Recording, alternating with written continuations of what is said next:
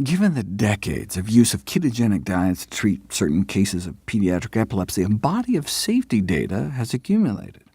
Nutrient deficiencies would seem to be the obvious issue. Inadequate intake of 17 micronutrients, vitamins and minerals, has been documented in those on strict ketogenic diets. Dieting is a particularly important time to make sure you're meeting all your essential nutrient requirements, since you may be taking in less food. Ketogenic diets tend to be so nutritionally vacuous that one assessment estimated that to get a sufficient daily intake of all essential vitamins and minerals, you'd have to eat more than 37,000 calories a day. That's one of the advantages of more plant-based approaches. As the editor-in-chief of the Journal of the American Dietetic Association put it, what could be more nutrient-dense than a vegetarian diet? Choosing a healthy diet may be easier than sticking 50 sticks of butter in your coffee. And we're not talking about just not reaching your daily allowances.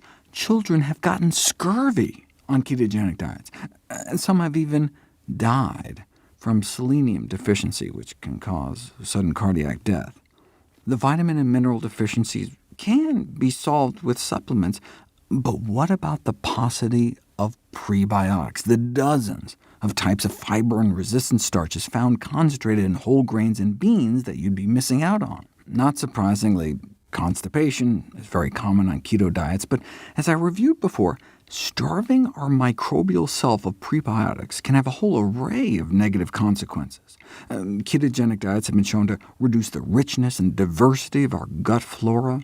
Microbiome changes can be detected within 24 hours of switching to a high-fat, low-fiber diet.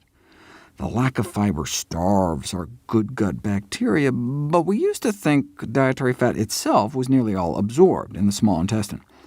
But based on studies using radioactive tracers, we now know that about 7% of the saturated fat in a fat-rich meal can make it down to the colon, which may result in detrimental changes in our gut microbiome: weight gain, increased leaky gut, pro-inflammatory changes.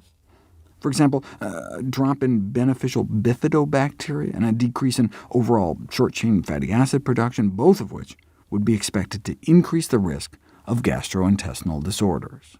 OK, but striking at the heart of the matter, what might all that saturated fat be doing to our heart? If you look at low-carbohydrate diets and all-cause mortality, those who eat lower-carb diets suffer a significantly higher risk of all-cause mortality, meaning they live, on average, significantly shorter lives. From a heart disease perspective, though, it matters if it's an animal fat or plant fat. Based on the famous Harvard cohorts, eating more of an animal-based low-carb diet was associated with higher death rates from cardiovascular disease, 50% higher risk of dying from a heart attack or stroke, but no such association was found for lower-carb diets based on plant sources. And it wasn't just Harvard. Low-carbohydrate dietary patterns favoring animal protein and fat, from sources such as red meat and chicken, were associated with higher mortality, whereas those favoring plant protein and fat from things like vegetables, nuts, peanut butter, whole grains, was associated with lower mortality. Cholesterol production in the body is directly correlated to body weight. Every pound of weight loss, by nearly any means, is associated with about a 1-point drop in cholesterol levels in the blood. But put people on very low-carb ketogenic diets, and the beneficial effect on LDL bad cholesterol is blunted or even completely neutralized. Counterbalancing changes in LDL size, or HDL, what we used to think of as good cholesterol, are not considered sufficient to offset this risk. You don't have to wait until cholesterol builds up in your arteries, though, to have adverse effects. Within 3 hours of eating a meal high in saturated fat, you can see a significant impairment of artery function. Even with a dozen pounds of weight loss, artery function worsens on a ketogenic diet, which appears to be the case with low-carb diets in general. So, bad for the gut, bad for the heart, but is it bad to the bone? We'll find out next.